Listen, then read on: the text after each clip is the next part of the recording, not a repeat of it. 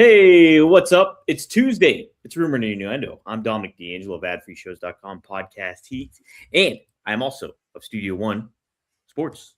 But I'm here with Mr. Robert Karplis, WB Creative _ish. Robert, happy Tuesday to you, man. A little bit of stuff to talk about when it comes to Raw, but not a lot, I don't think. What do you think?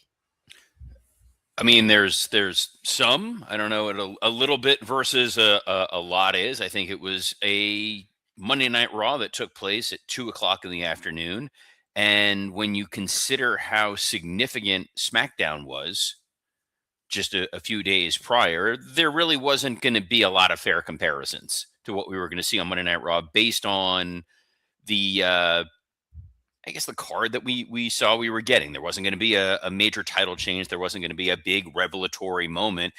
It is clear that they are booking very home crowd related as it stems for the European audience. On SmackDown on Friday, it was a matter of, hey, we're giving you a title change. Raw with Gunther, he's somewhat a hometown guy. I know he's Austrian, and this was in Dusseldorf, which is just fun to say. And then we're going to see Drew. It was in Glasgow with the world title, and then next week in Ireland with Finn Balor. Under WWE rules, anybody from the United Kingdom, every place is their hometown. That's it, right? You just fully embrace it, and WWE is not shying away from that, certainly. Let's say hi to some folks in the chat here. Cami Starr, who was with us earlier, says, after morning, guys, I'm in the dentist chair, so I'll have to watch later. But is it me, or is International Raw extra talky? Lots of talking going on, Robert, on Raw. I don't know that I necessarily found it to be more talky than normal. But I also think that in part, it's odd because you feel like the international audience is not necessarily going to understand chapter and verse every letter of what everybody is saying. Kevin Kellum, who always just brings the most high intellectual, too talky, more fights. The fact that he wrote too talky and not more fighty is very upsetting. Kev, you're a comedian. Come there on. It is. He wrote too talky. He updated it. He changed it. He got there. Kevin Kellum's comedy special should be coming out sooner rather than later. We recorded that the tail end of last year. I'm looking forward to seeing that, assuming that the city of Chicago is still standing. If they, because I don't know that they can survive another round of wins in the NFL playoffs before they're just going to reburn that whole place to the ground. Sorry to the Pittsburgh Steelers fans. Oh yeah, bummer for them. That's for sure. Boy, they get steamrolled. But what's crazy is, and maybe this is the way my wrestling brain works, and I can't help it. When I see the Houston Texans logo, the very first thing that I think of is 25 years ago at WrestleMania 17, someone had the Houston Texans sign because they had just unveiled their logo. Wow. Right. Again, it's just how my brain sometimes operates. It's anything that ties it to wrestling, which goes back to that road trip thing of trying to teach him philosophy. Right. It's how our brains work, guys. I think it's time we just we accept it and move on. Kevin Kellum says Aaron Rodgers got the John Cena versus Brock Lesnar SummerSlam 2014 treatment. No, because John Cena still kept going. This may be the end for Mr. Aaron Rodgers. Could be. It very much could be. Pick six to end it too. What a wild way to end it. Pick six to end it when you're losing 413 to 6. It doesn't really matter. It doesn't really matter. Dre Owen says showing up late like Hogan. Let's hope that's the only comparison we have to make. Unless you got a Miller Lite in the garbage can or whatever it may be. And it is somewhat fitting because Scott Adams passed away today. Dilbert creator. Wow, did he? Who was another person who was beloved in the 90s and then ultimately got canceled for making racially insensitive comments. Wow. Yeah. His definitely he was an online. He was vocally online. That's for sure. Wrestling Old Head asks, was this Aaron Rodgers tap out with the smile game? No, the goofy smile that Aaron Rodgers has is a product of 700 concussions. He does not know where he is at any given point in time. Trey Owens assures us, though, that he drinks good beer. Okay, there we go. You're not a beer guy, are you, Dom? I like beer, yeah, but like as I get older, I get tired after I drink beer, so I don't drink it as much as I used to. I'm more of a whiskey guy. I like whiskey. I like a little bit of vodka. Cranberry vodka was my go-to in college. So clears up those UTIs. I'm glad that That's it. worked for you. Wait, what whiskey are you going with? I like, if I have my choice, I like Jameson, but I do the wild turkey. I have Bird Dog in my freezer right now. So I don't even know what the hell Bird Dog whiskey is. It's like a step above it's moonshine? it's a higher version of Evan Williams that they make, I believe, if I'm not mistaken. So and Evan Okay. Williams is not that. Look, I'm typically a Scotch guy, but I've been doing a lot of the old fashions of late. So it's been a lot of Angel's Envy or Eagle Rare. Ooh, okay, I like it. Did It's we like Raw, Robert? Oh, I'm sorry. It's a wrestling podcast, not a spirits related show. It's crazy. Like I'm having to look back. It's like, did I even watch Raw? I absolutely did. I have copious notes, but a lot of it went somewhat in one ear and out the other, simply because a lot of what we sort of predicted wound up being the episode of Raw. They were focusing early on in the women's tag division, and we said, Rhea and Io in that spot really feels like a misuse of resources as we're getting into Royal Rumble season, where you had the Raquel Rodriguez Stephanie Vaquer segment.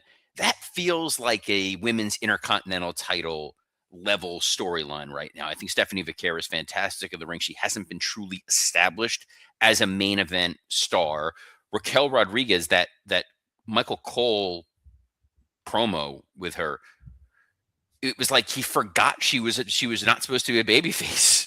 Or that he's like, and I remember seeing you in NXT and I knew someday you were going to be world champion. Crowd cheers. But now you're a bad guy. And I was like, wait, what the hell is this? Maybe they're going the full Diesel route where he beats Stephanie Vaquer in 8 seconds. I hope they don't give her the Bob Backlund treatment. But, you bring out Roxanne and Liv, where I thought Liv was going after the women's title. That's beside the point. Roxanne and Liv, Bayley and Lyra, and the Kabuki Warriors to set up that women's triple threat, which from a pacing standpoint, I thought it was immediately going to go from this segment to that match.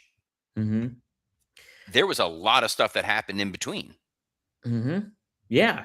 I think the show itself too, I don't know. It just felt part of the course for me. Like, I know we talked about how big SmackDown was, obviously, considering what happened. But I mean, like, when it comes to, I thought they might have mixed it up a little bit and got some excitement going, and maybe a little bit of it. And I think in a way they did. But ultimately, like, this felt like kind of like, okay, we're getting through the European tour now. We gave you a little bit of surprise to start things off. So looking at what else kind of occurred, the Javon Evans debut versus Bravo, who was obviously looks suspiciously like Tyler Bate. Solid way to debut Javon Evans. I think him working with the Los Grande Americanos is a smart decision. Javon Evans in there with Tyler Bate, in there with Pete Dunne, in there with Ludwig Kaiser. 3 very talented heels who are only going to make him better. And when he brings in some reinforcements, which feels like we're marrying him to that group of guys who don't have anything else going on, the Raw version of the conglomeration with Penta and Dragon Lee, it's only going to elevate Javon Evans that much more. And it's a very good introductory feud for him. The Punk promo, the way they placed it, it kind of felt like, well, we were establishing Braun Breaker wasn't there. Yeah. Wink, wink, nudge, nudge. So Punk could go out and safely cut a promo. And then the idea of, I'm a fighting champion. We got Rumble. We got Elimination Chamber. I'm not going to let what happened to Cody sway me, which I like. I like the idea of he's the workhorse champ. He's going to go out there. He's going to fight whoever he wants to fight. And then when Finn Balor came out, there was that momentary pause of, wait, what? Which I I don't liked mind. it, Robert. Yeah. I liked it. I think because we've been teasing about maybe the aspect of Finn turning face or them doing something big with Finn as we head towards maybe WrestleMania and see like, and this kind of felt like that they were kind of planting some seeds for it, I think, a little bit. Well, I think that part of it was the idea that he is being somewhat manipulated by Liv Morgan. You know, Judgment Day is very much plagued by injury. JD McDonough on the shelf, Dominic Mysterio on the shelf. When I was trying to figure out the best use of Finn Balor prior to Raw, I was looking at the roster and I'm going, if you put Finn Balor with an NXT guy, calling up someone from NXT, and they go after the tag titles because Finn Balor worked Jey Uso at some house Mhm. shows of late, and it was a very, very fun series of matches. Finn, I know people are saying like Eric Tate 5135 says I still miss Babyface Finn. Babyface Finn is good. Heel Finn has more longevity to it. There is a weaselly nature to him that he taps into beautifully. So him versus Punk is going to be a hell of a match next week. I think it was they're looking at it and going, where are you going to get the best wrestling match out of CM Punk on an international tour? It's put him in there with Finn Balor. The way they got to it, which was, well, you said my name. Okay, well, I said a lot of people's names. Yeah, but well, you said my name. I mean, there's been dumber reasons people have wrestled. We've seen people wrestle because of shampoo. So I'm fine with it. The idea that Finn is going to potentially get cheered. I know the name of this episode, was Finn Balor finally a face. Nah, they're going to boo the hell out of Finn Balor. You think? Yeah, I guess. I don't know though. It will be interesting. It'll be interesting. I am more for a babyface turn, a full babyface turn for Finn Balor because yeah, he's such a great heel. We've seen him be that great heel for years now. I think I think there's still some desire to see maybe the return of the Demon and that kind of aspect of it all. And I think it's almost the right moment to do it in a lot of ways. Well, then Because let's play this game, Dom. okay, let's play it. Let's play the feud. Mhm. Finn goaded out there because of Liv Morgan kind of prodding him. Yeah. He fails against CM Punk. Mhm. He's downtrodden. He's angry. Dom starts talking some smack with Liv. Boy, this guy, you're kind of a loser. Thought you were the leader of this group. Clearly, it's Liv. We get to the Demon Finn Balor versus Dominic Mysterio at WrestleMania. I love it. Let's make it happen. I'm all right. I love that game, Robert. Contrary to significant popular belief, I am not directly booking Monday Night Raw. But if I did, I don't know that I necessarily would have been like, hey, let's bring back Otis and Tozawa as a threat. But good for them. You know what? It's you see some of these guys getting used. Am I excited about Otis and Tozawa versus the Usos? Not really, but it's ensuring these guys are going to continue to have work. For sure. And like, I mean, if you're just trying to, again, part of the course with some of your talents when it comes to, hey, what do we do with the Usos? Let's put the tag titles on them. Well, they're still a hot act and they still do the yeet and get over. Pair them up with another team that's over and just have some fun with it, I guess. I think it's fine. Wrestling Old Head says Otis and Tozawa are now the babes? ? Clearly, you don't watch Collision. I don't know. That's usually Scott's answer whenever I'm seeing dumb crap that I don't know what the hell it is. Like, oh, clearly you don't watch. I clearly don't watch Collision. I did watch Bronson Reed and Austin Theory team up against Dragon Lee and Penta.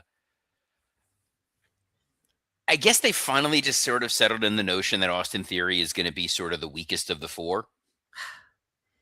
Which is, I mean, I get it because like from a visual perspective and persona perspective, he is, but you return him in this way that he's supposed to feel like this big deal. Why aren't you trying to build him up? Well, I feel like, and I'm saying I feel like a lot. The notion is they looked at the board and they said, okay, we have the tag titles on the Usos for reasons. Mainly, there's a lot of guys that we have on the roster who we're trying to make seem like some form of a big deal. There's only so many spots at the top, and there's certain guys who just aren't able to occupy it. So LA Knight, Drew, I think getting this title run is in part because they want to make him feel like he's a big time main event talent. You're trying to put Braun Breaker into a position where he's a big main event kind of talent. Jey Uso, there's no room at the top for Jey Uso. There's no room at the top for Gunther. So it's let's give Gunther AJ Styles. Let's give Jey Uso the tag titles. And there's not a tag team that's set up for him. All due respect to Otis and Tozawa. All due respect to the War Raiders or the Creed Brothers or the New Day. Well, who are they? The New Day? Apparently, people on the show. I think they're with Grayson Waller. They live in the commercial breaks.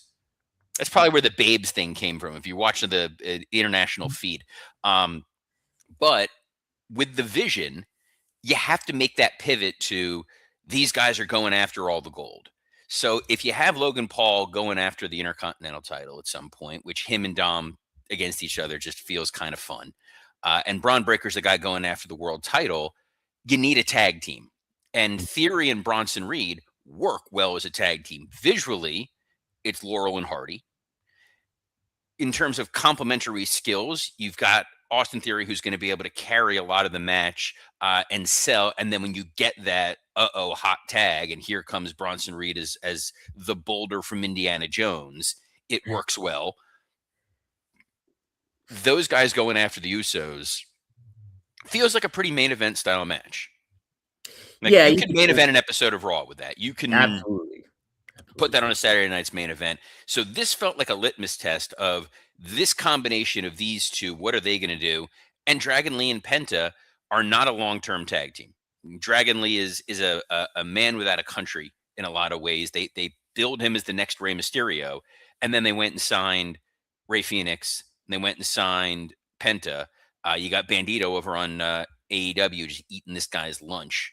So Axiom over on SmackDown, but so Dragon Lee and AJ was a fine little placeholder. It wasn't long term, but if they wanted Penta in a long term tag team, I got a Lucha Bro you can put him with.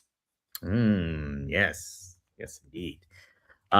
So Trey almost earned his ban, by the way, by saying Theory and Reed equals Mark Davis and Rocky Romero. How dare you, sir? Did you forget that they signed Jake something? Jake Doyle. I almost forgot. Jake Doyle. By the way, this is what's amazing about the world of professional wrestling. While recording the show, getting a phone call from Lloyd Anawai. Oh, my goodness. Afa's son. Dude, I don't know. Want to take it? Take it. I am not. No, I'm sure he's got questions for me that on BRCW related matters, because you can't run a wrestling show without Samoans. And maybe he wants to know about Austin Theory, though. Maybe he does. What I want to know is, what did you think of the Braun Breaker confrontation with Adam Pearce? Look, I mean, it's a way to continue to build Braun's hot-headedness. I think that's, you kind of keeping that identity and persona going, and then you get him off television for a little bit, which I do think makes sense, maybe, considering, he lost to CM Punk, and you want to maybe the absence makes the heart grow fonder kind of vibe to it also. I guess I'm okay with it, but it also just feels paint by numbers in certain ways too at the same time. What do you think? There was a little bit of the vibe of the police chief throwing out Serpico. Yeah. But I liked the twist on it more than I liked the execution, because you had Braun Breaker come out and start attacking guys in the tag match when he wasn't supposed to be there, and Paul Heyman swore he wasn't going to get involved. And then the idea that Adam Pearce suspends him, and Heyman's like, glad you did that, because you put your hands on him first. Therefore, it was retaliation, and now they're going to go after Pearce in theory. What I'm a little confused about, though, is if you're going down this path, you better have a great replacement for Adam Pearce. And I don't think there's a great replacement for Adam Pearce. I think he has really been solid as the wallpaper in the background. You don't really think about him. He goes out there, he makes his announcements, he says he wants to drink, and then you move on. Yeah, I think, though, I mean, maybe it'll depend on what they do. Do they put like a legacy name as like the figurehead for that? What if this is a way to bring in Jericho? Like Oh as, God, as no, no, no, to no, that no. effect. I would not want to give Jericho that much mic time. Um, it's That's funny where you put him in, though, right? That's where you. when we were pitching about going into the first Netflix Raw of the year, my gut instinct was coming out of it with Punk not being champ that it was going to be him mixing it up with Adam Pearce in some form or fashion and getting thrown out. Yeah, And I guess somewhere in the wires they mixed it up and they flipped it. Dre Owens just really wants a permanent ban. Suggested Eric Bischoff. I'd be all right with that. When I talked the last time I saw Bischoff, I told him he was one of my favorite people to work with when I was producing because Mhm. you just gave him a couple bullet points. He was good, always knocked it out of the park. And he goes, that's the best compliment you give me because that's all I ever wanted to do in that role. Yeah. He was very good as the commissioner or as the GM of Raw. On SmackDown, we had Teddy Long, whom I love. Bullet points weren't getting it done for old Teddy. Well, look, if you put Bischoff in there, think of some of the fun dynamic that you could have him, Heyman, him and Punk. There's some good elements that you could really have him kind of like have a lot of fun with and make it be different than SmackDown because Aldis is great in the role as the GM too, and I agree with you too. Adam Pearce is good at what he does too, but it's the same vibe basically going on from each show. So if you'll get a different kind of flavor going on when Raw. If you get a personality like a Bischoff or even a Jericho, Here's why you don't need a Bischoff on Raw. As much as I enjoy Bischoff in that position, when your main storyline and the main storyline on Raw is absolutely the vision, when your main storyline features a dynamic heel manager, you don't want a heel GM. You don't want a babyface Eric Bischoff, by the way. Babyface Eric Bischoff is more unlikable than heel Eric Bischoff. So you absolutely don't want that. And if they're in collusion, it also takes away any dramatic tension you might have. So Adam Pearce being the put upon middle management version of a GM works perfectly for the Heyman of it all and for Punk and whoever else they need in those capacities. Nick Aldis has a little bit more authority on the SmackDown side, and you have a steadier hand with it. And I think that's why all that works.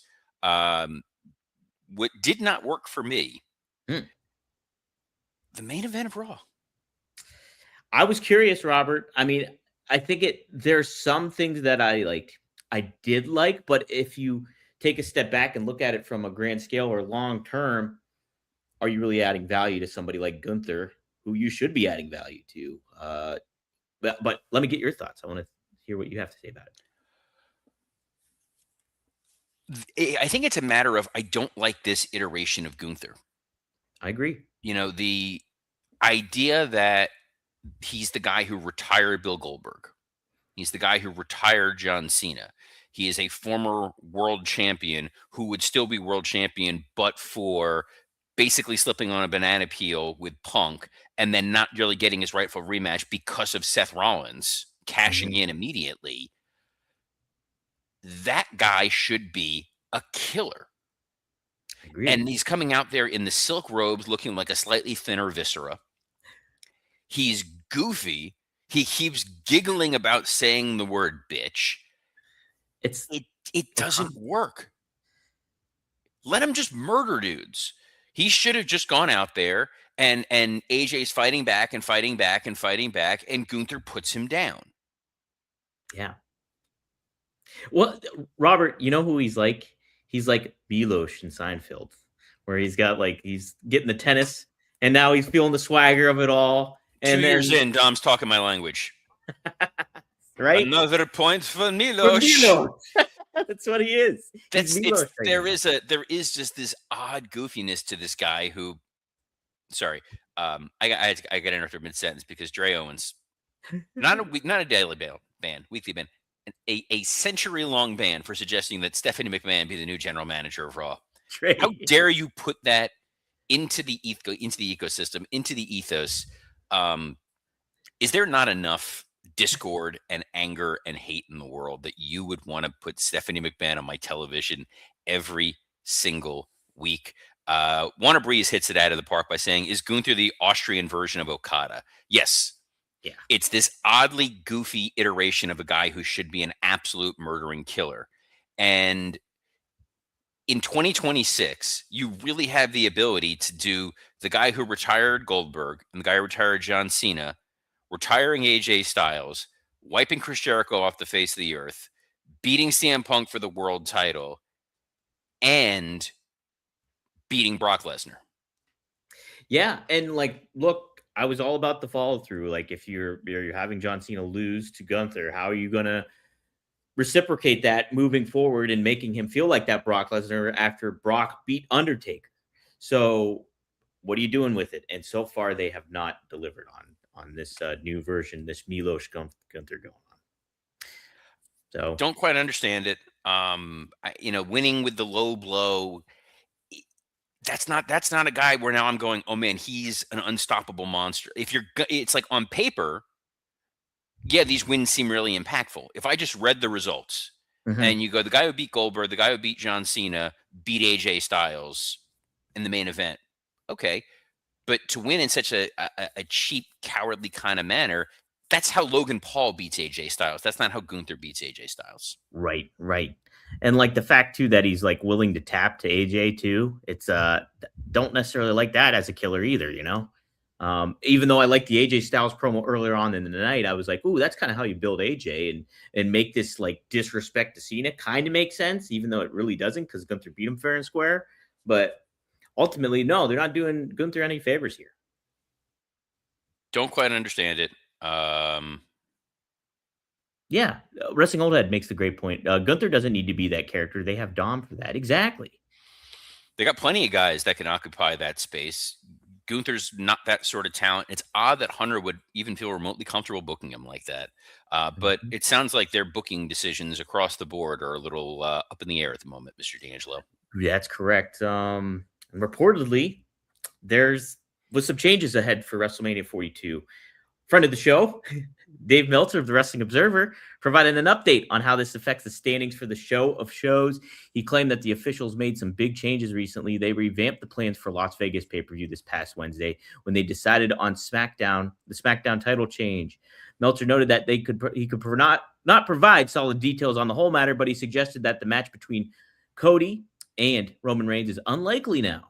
As for the direction for Rhodes in the title, he speculated that we could see a triple threat between Cody, Drew, and Jacob Fatu in the coming times. Hopefully not for WrestleMania, but yeah, I could see that. But Robert, we're all about rumor and innuendo. We're all about speculation. Meltzer dispels maybe the notion that you pitched that we're going to get Roman and Cody. What do you think about all that? Roman and Cody seemed like the most logical match for them to do for WrestleMania. So the fact that they're changing it makes me think that either Roman is now not going to be available for WrestleMania, A, or B, that someone, The Rock, slipped in and decided that he wants to throw a change in plans in some form or fashion, or Roman came up with a different idea because there's no reason based on the fairly lazy booking that we've seen over the last several months that they would deviate from Cody Roman 3. There's no hot match, no hot angle, no unseen combination of superstars that we're chomping at the bit for. This seems kind of odd. But there's also the possibility that this is one of them double bluff situations here where they're putting this out there so that when they do come to Cody and Roman, we're all like, oh my God, we didn't think this was going to happen. WWE unreal. We all got worked. It's a swerve, bro. But it's not a swerve, Dom. Us being here every Monday through Friday at noon Eastern, we are available on a plethora of platforms, including the WWE Creative _ISH X account, the @Dominic D'Angelo X account, the @SE Scoops X account, and on YouTube on Rumor and Innuendo, Podcast Heat, and ad-free shows. What an episode. What a way to, start the week. We're already in Tuesday. We're getting closer to Hump Day. So on behalf of the guy who's absolutely going to do the outdated Geico line, Dominic D'Angelo, I'm Robert Karpolis. Best of luck in your future endeavors. I'm a caveman, or I'm a gecko. I don't know. Shh.